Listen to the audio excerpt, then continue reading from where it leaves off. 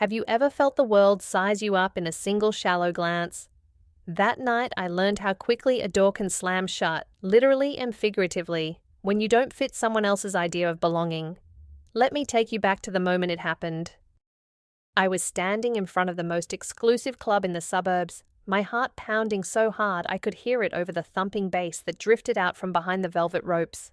The neon signs flickered, like electric promises painting the night in streaks of pink and blue. I'd spent weeks looking forward to this party, imagining the laughter, the sparkling conversations, the chance to finally feel like I was part of something grand. I'd even picked out my favorite dress, a deep green silk that made me feel bold alive and just a little bit invincible. But as I approached the entrance, the world seemed to shrink. The crowd parted for a moment, and there he was, the security guard, tall arms folded, eyes scanning me with the kind of precision that could slice through steel. He didn't smile. He didn't greet me. He just looked me up and down, his gaze lingering on my empty hands, no car keys, no valet ticket, nothing to prove I'd arrived the right way. He cleared his throat, voice flat as a closed door. "Where's your car, ma'am? We only admit guests who arrive in their own vehicles." I blinked, caught off guard. For a split second, I wondered if he was joking. But his face was a stone wall. I tried to keep my voice steady, friendly. "Oh, I don't have a car tonight. I came another way." He raised an eyebrow, skepticism written all over his face. "Another way? Look, I'm sorry, but club policy is pretty clear. No car, no entry." I felt my cheeks flush, a hot wave of embarrassment rising from my chest. All around me, people were gliding past in designer shoes, laughing their keys, jingling like tiny badges of honor. I could almost hear their unspoken questions. Who is she? Why is she here? Does she even belong? I tried to laugh it off, but my voice came out thinner than I wanted. Is that really the rule? I mean, does it matter how I got here? He didn't budge. "Sorry, ma'am. Rules are rules." It was like the night itself had turned on me. The neon lights suddenly felt harsh, exposing. The music that had seemed so inviting now sounded distant, muffled by the pounding in my ears. I stood there clutching my small purse, feeling smaller by the second I could see my reflection in the glass doors. One woman alone on the wrong side of a line drawn by someone else. Inside, a storm was brewing. Shame, anger, disbelief. They tangled together, twisting tighter with every passing second. Was my worth really measured by the kind of car I drove? Was the sum of my experiences, my dreams, my hard work, reduced to a parking space and a set of keys? I felt like a book judged by its cover, a story dismissed before the first page was even read.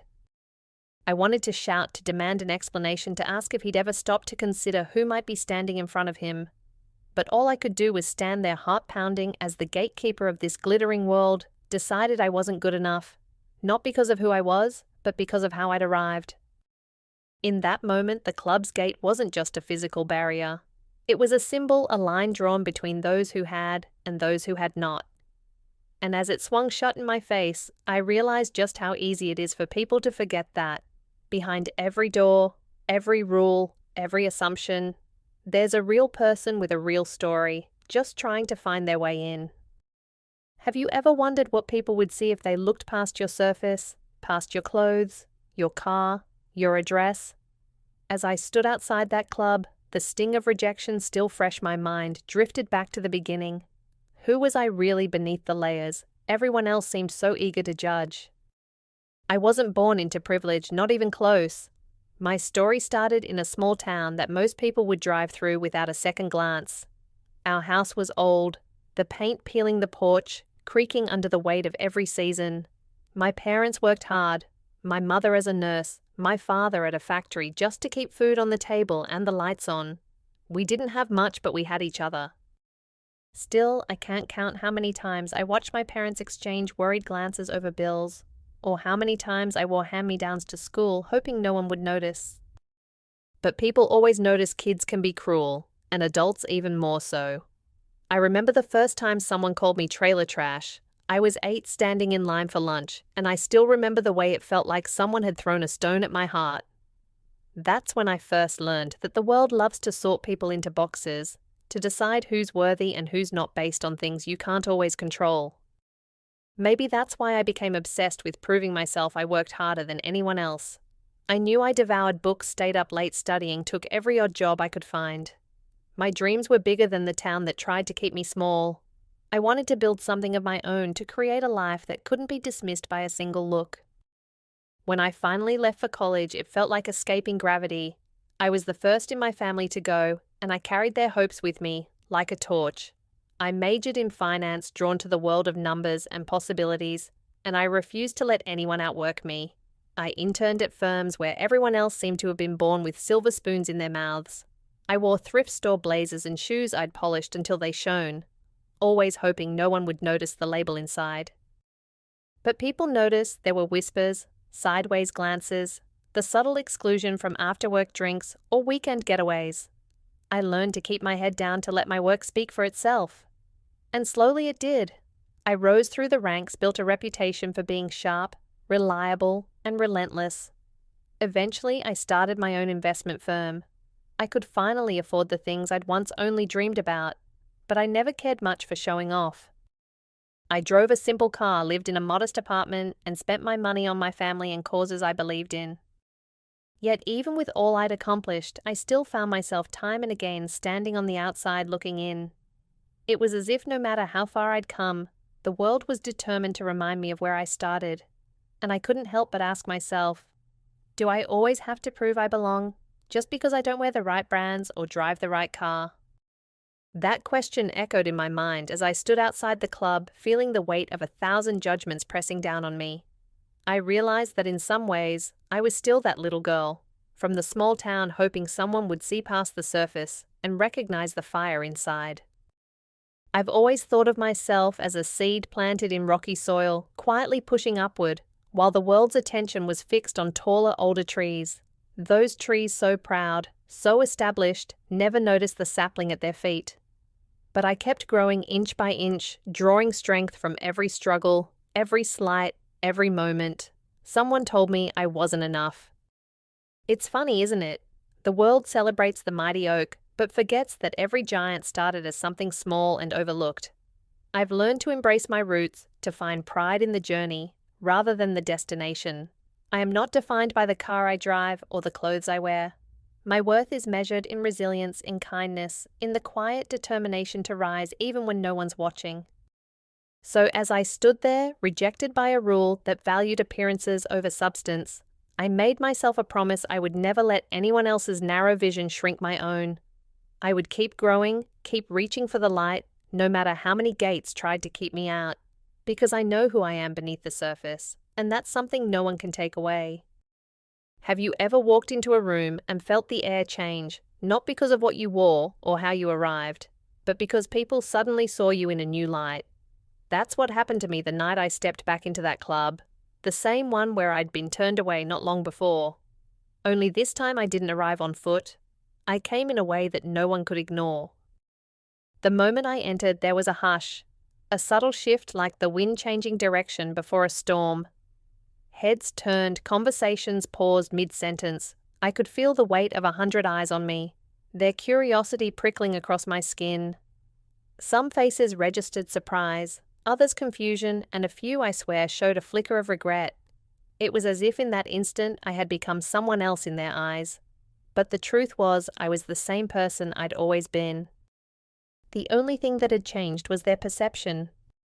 I saw the security guard first, the same man who'd looked me up and down and decided I wasn't worth letting in. He stood a little straighter, his face flushing as he recognized me. I offered him a polite nod, nothing more. I didn't need to say anything. Sometimes dignity is the loudest statement you can make. You. Inside the club was a swirl of music and laughter, crystal glasses, clinking chandeliers, throwing shards of light across polished floors. It was a world built on appearances, on the illusion of exclusivity, but tonight I wasn't interested in illusions. I was here to claim my place, not because I'd arrived in a private jet, but because I'd earned it every step, every setback, every small victory. As I moved through the crowd, people who had ignored me before suddenly wanted to talk. The same women who'd looked past me at the entrance now smiled brightly. their voices sugary sweet. "Elizabeth, I didn't realize you'd be here tonight."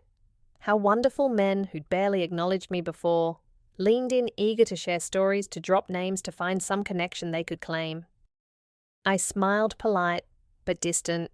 I'd learned long ago that not every outstretched hand is offered in friendship. Some are just reaching for a piece of your shine. Still, I was gracious. I listened, I nodded, I let them talk. But inside, I was measuring their words, weighing their intentions, searching for sincerity in a sea of performance. Then in the middle of the room, I saw her, a woman about my age, standing awkwardly near the bar, clutching her purse like a lifeline. She looked lost, out of place, just as I had felt not so long ago. Our eyes met, and I saw something familiar there, hope mixed with uncertainty. The silent question, "Do I belong?" I walked over, introduced myself, and we started talking.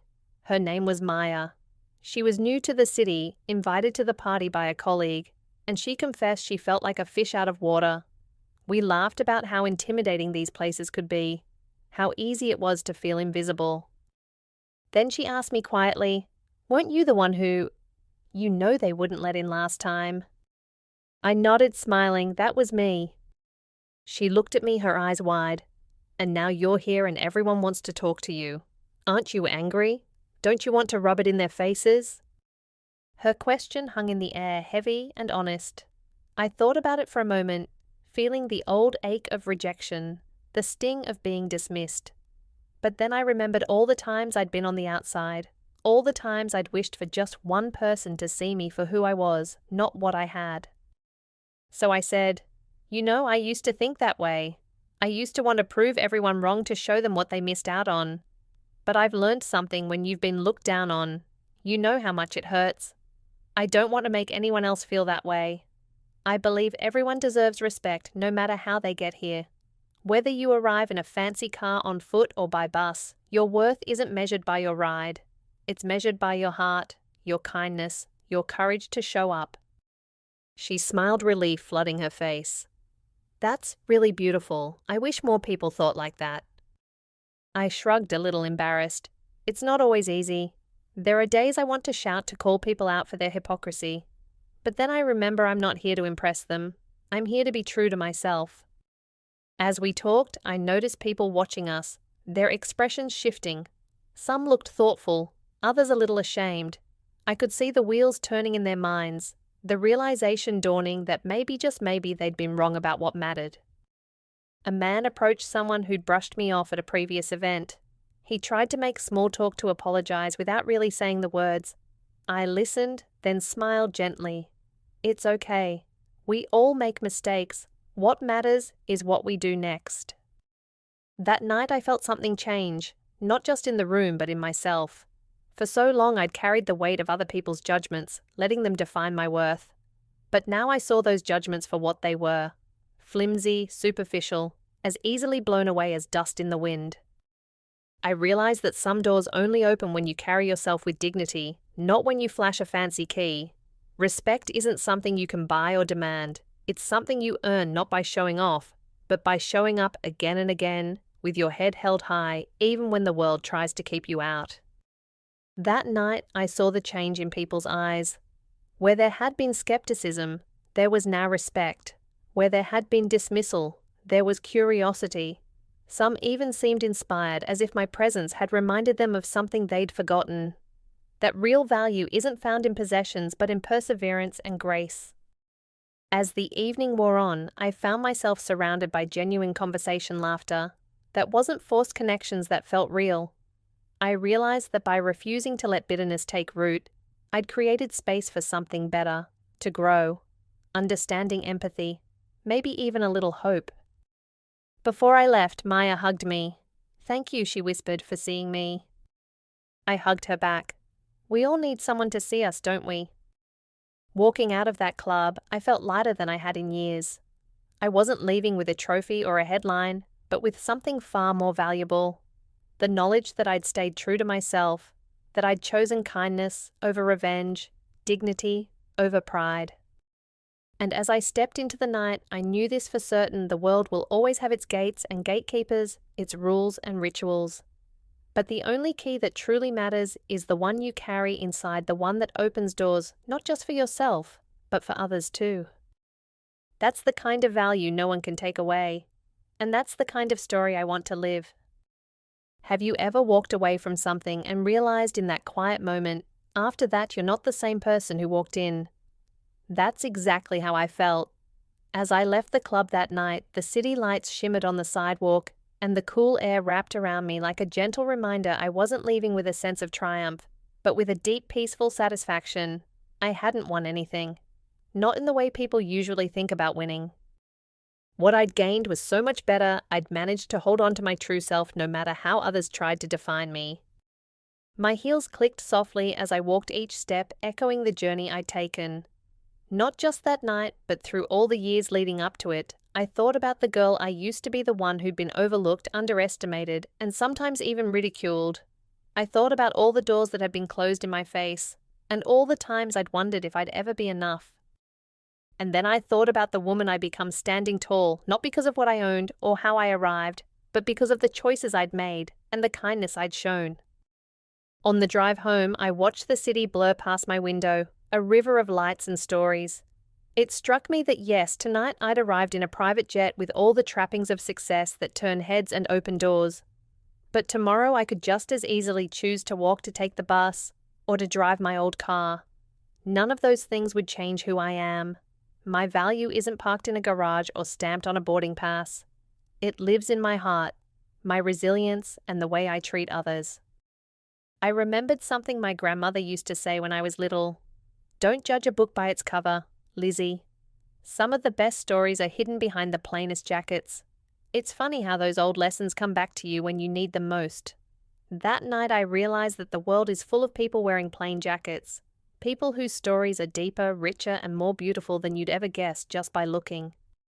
As I replayed the evening in my mind, I thought about the people I'd met, the conversations I'd had, and the subtle but unmistakable shift in the way others saw me. I hoped that maybe, just maybe, my story would stick with them. Maybe the next time they met someone who didn't fit, they'd pause before making a snap judgment. Maybe they'd remember that every person has a journey, and that the most valuable things about us can't be measured or seen. Before I went to sleep, I wrote a few lines in my journal, trying to capture the feeling that had settled in my chest. Don't ever look down on someone because of what they have or how they appear. You don't know what mountains they've climbed, what storms they've weathered, or what dreams keep them going. You don't know who they are, not really, until you take the time to listen. I've learned that respecting others is really just another way of respecting yourself. When you honor the dignity in someone else, you strengthen your own. When you choose kindness over judgment, you make the world a little softer, a little more welcoming for everyone, including yourself. Over the next few days, I heard that my story had started to spread. Friends called, people sent messages, and even strangers reached out to say they'd heard what happened. Some shared their own experiences of being judged or excluded, and others just wanted to say thank you for reminding them of something important. It was humbling and a little overwhelming, but it made me hopeful. Maybe in some small way, I'd helped open a few more doors, not just for myself, but for anyone who's ever felt left out. So here's what I want to leave you with. Don't ever underestimate the person standing in front of you. Don't assume you know their worth based on what they wear, what they drive, or how they show up. The truth is, we're all carrying stories that deserve to be heard. We're all more than what meets the eye. And if you ever find yourself on the outside looking in, remember this. Your value isn't determined by the gatekeepers of the world. It's determined by the strength of your spirit, the goodness of your heart, and the courage to keep showing up, no matter how many doors close in your face. Respect others. See them. Listen. Because when you do, you're not just making their world better, you're making yours better too. That's the kind of story worth living and the kind of legacy worth leaving behind.